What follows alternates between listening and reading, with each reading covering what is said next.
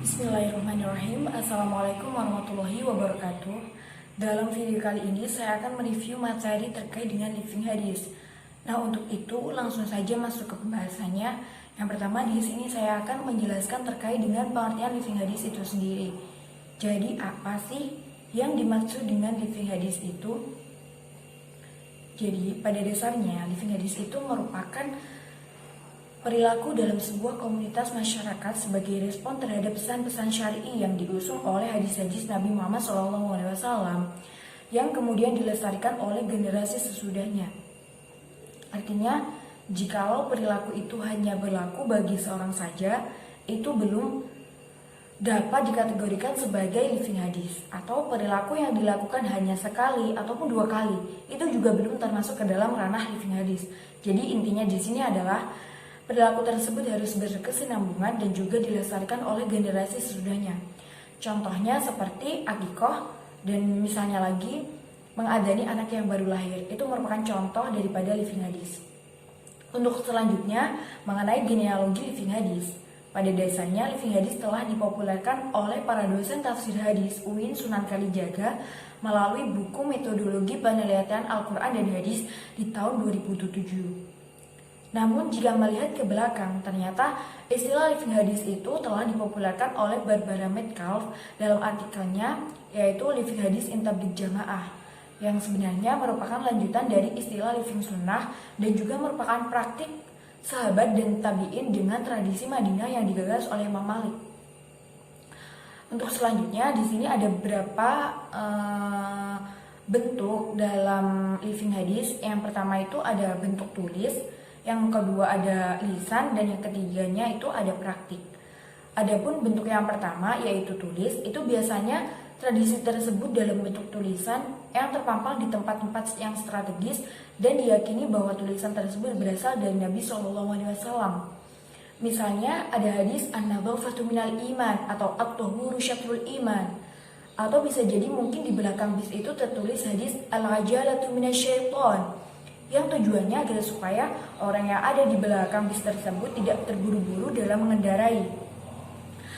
Nah, untuk tradisi yang lisan, ini sering muncul bersamaan dengan praktik yang dijalankan oleh masyarakat. Misalnya itu di beberapa pesantren saat melaksanakan sholat subuh di hari Jumat itu lebih panjang dibanding dengan sholat pada hari-hari biasanya. Karena dalam waktu sholat subuh tersebut ada tradisi dengan membaca surah Hamim, As-Sajdah, dan juga surah Al-Insan. Untuk selanjutnya, yang bentuk ketiganya ini sudah saya contohkan di awal tadi ya, seperti tradisi akikoh. Jadi semua umat itu hampir semua meyakini bahwa ada hadis tentang mengakikoh bayi. Itu saya kira bisa disepakati hampir di elemen umat Islam di Indonesia. Akan tapi antara satu daerah dengan daerah yang lain itu bisa saja ditemukan perbedaan kecil. Seperti di daerah A, itu pelaksanaan akikohnya dengan penyembelihan kambing. Berbeda dengan daerah B, yang pelaksanaan akikohnya dengan menyembelih ayam.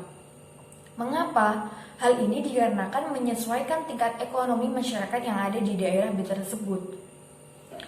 Namun berangkat dari satu teks hadis yang sama, yaitu tentang akikoh, yang hadis tersebut bunyinya adalah Al-ghulamu murnahanun ba'akikatun fa'ariku anhu dhamma wa amitu anhu al-adha. Selanjutnya ada beberapa pendekatan yang dapat dipakai dalam kajian living hadis. Yang pertama itu ada pendekatan fenomenologi, yang mana pendekatan fenomenologi ini merupakan pendekatan yang terfokus kepada apa yang sama pada semua partisipan ketika mereka mengalami sebuah fenomena. Misalnya seperti dalam suatu masyarakat tersebut mengalami duka cita yang dialami secara universal dan lain sebagainya. Yang kedua ada pendekatan dengan studi naratif. Jadi ini jelas bahwa berbentuknya narasi dengan menceritakan peristiwa atau rangkaian peristiwa yang terhubung secara kronologis. Untuk selanjutnya adalah pendekatan dengan etnografi, yang mana pada pendekatan ini berhubungan dengan kebudayaan dalam suatu komunitas masyarakat. Dan yang terakhir itu ada pendekatan dengan sosiologi pengetahuan. Yang jelas pada pendekatan ini lebih kepada fenomena sehari-hari yang ditafsirkan dengan sosiologis.